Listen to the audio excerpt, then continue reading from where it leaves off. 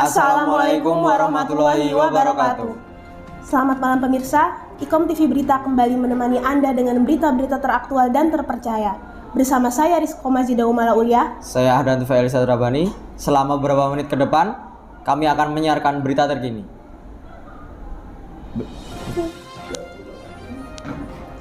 Berita pertama, telah terjadi pencurian tabung gas dan sejumlah uang di warung bakso Pikul Jalan Jogja Solo pada pukul 23 waktu Indonesia Barat. Kerugian diperkirakan mencapai 4 juta rupiah. Bagaimana kondisi terkini di sana? Ada rekan kami Aulanur Mutahibah, Ibah.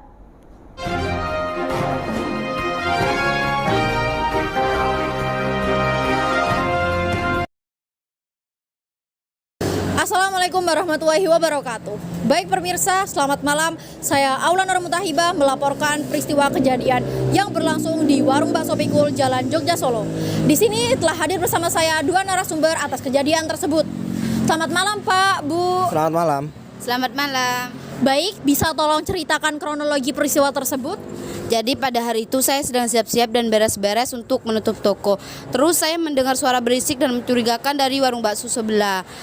Untuk mengecek saya takut karena kan waktu udah larut malam ya. Terus saya tidak tahu di warung bakso tersebut masih ada orang apa enggak. Kira-kira jam berapa peristiwa tersebut terjadi? Kejadiannya sekitar pukul 11 sampai 12 malam saat saya sedang melaksanakan sholat isya. Apakah Anda mengetahui motif dari pencurian tersebut? Saya tidak mengetahui gimana motif pencurian tersebut ya. Tapi menurut saya mungkin orang tersebut lagi butuh uang. Kan sekarang musim pandemi, orang-orang pada di PHK kan. Terus mungkin menurut orang tersebut jalan satu-satunya mendapat uang dengan cara begitu. Baik, kira-kira barang apa yang telah dicuri oleh pencuri tersebut? Saya kehilangan beberapa barang di warung saya dan saya kehilangan sekitar uang tunai 2 juta rupiah. Jadi total kerugian di warung saya mencapai 4 juta rupiah. Mengapa dia sampai nekat melakukan hal tersebut? Apakah sebelumnya ada gerak-gerik mencurigakan sebelum hari tersebut? Saya tidak menduganya karena sebelumnya juga tidak ada hal yang janggal, tidak ada hal yang mencurigakan. Karena saya sebelumnya juga beraktivitas seperti biasa. Saya setelah tutup juga langsung menutup semua pintu dan menggembok semua gerbang. Jadi ini bisa jadi pelajaran ke depannya, mungkin seperti itu.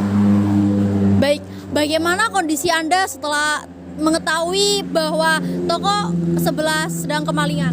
Saya shock dan saya langsung berinisiatif untuk memasang CCTV di depan toko saya guna untuk menghindari hal-hal tersebut terjadi lagi. Apa langkah ke depan Anda setelah kejadian tersebut terjadi? Saya juga akan memasang CCTV di beberapa titik di warung saya dan saya akan mengganti gembok dengan yang lebih aman lagi dan saya juga akan lebih pandai-pandai lagi membaca situasi agar kejadian ini tidak terulang lagi. Baik, terima kasih atas waktu yang telah diberikan oleh dua narasumber yang telah bersedia untuk saya wawancarai.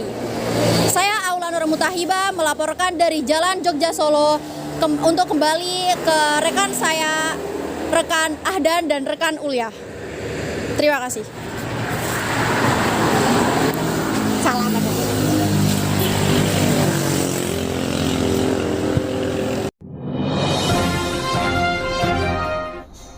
Ya, terima kasih reporter Ibah atas keterangannya.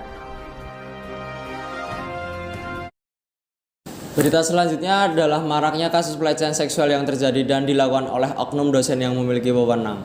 Kejadian tersebut terjadi di ruang kelas saat perkuliahan aktif berlangsung, sehingga banyak saksi yang menyaksikan pelaku mencoba menyentuh korban, namun korban menepis sehingga pelaku tidak berhasil menyentuhnya. Setelah itu pelaku mengeluarkan kalimat tidak pantas yang membuat korban trauma dengan perkataan pelaku. Hal ini bisa dikategorikan sebagai pelecehan seksual. Hal ini tidak sepatutnya terjadi mengingat kampus adalah tempat mahasiswa mengemban ilmu. Ikom TV berhasil mendapat keterangan dari saksi tentang dugaan kasus pelecehan seksual yang terjadi saat berlangsungnya perkuliahan di salah satu universitas di Yogyakarta. Berikut kami sudah bersama reporter Ajib dengan saksi teman korban. Silahkan Ajib. Saya akan melakukan wawancara dengan salah satu saksi yang ada pada saat kejadian dugaan pelecehan seksual tersebut terjadi. kami sengaja tidak menunjukkan wajah untuk menjaga privasi korban dan saksi kejadian. Selamat malam, Mbak. Malam. Apa tanggapan saudari mengenai kejadian tersebut? Itu kan termasuk perilaku yang agak menyimpang, juga termasuk pelecehan verbal dan menyita perhatian banyak teman-teman saya. Kayak langsung bereaksi, kenapa bapak ini bertingkah seperti itu? Apalagi kejadian tersebut masih pertemuan awal-awal dengan dosennya dan sudah membuat citra jelek untuk dirinya sendiri. Saya pribadi juga takut bila mengalami hal seperti itu. Dosen tersebut juga pernah berkata hal-hal yang kurang etis. Oke. Kalau boleh tahu, kira-kira kapan peristiwa tersebut terjadi? Saat pertemuan awal-awal dengan dosen tersebut, sekitar pertemuan ketiga atau enggak kedua gitu. Kejadian tersebut terjadi tahun ini pokoknya. Kalau boleh tahu, bisa diceritakan di mana kejadian tersebut terjadi? Di ruang. Siapa yang melakukan itu, Mbak? Salah satu dosen kami berinisial A. Kira-kira kenapa ya beliau melakukan hal tersebut? Mungkin karena kebiasaan, karena beliau sendiri juga pernah bilang kalau dirinya adalah orang yang frontal. Mungkin bagi dia hal tersebut biasa, tapi bagi kami itu adalah hal yang membuat kami shock. Lantas bagaimana kondisi korban saat ini? Teman saya merasa kesal pada dosen tersebut dan kami juga seperti itu. Teman saya merasa trauma, namun makin kesini keadaan teman saya makin membaik sih. Oke, terima kasih, Mbak.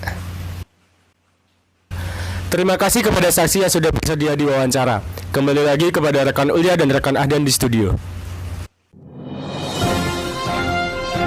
Berita tadi menutup jumpa kita di acara Ikom TV Berita hari ini. Saya Rizko Mazida Umala Uya. Saya Ahdan Tifail Satrabari. Terima kasih dan sampai jumpa.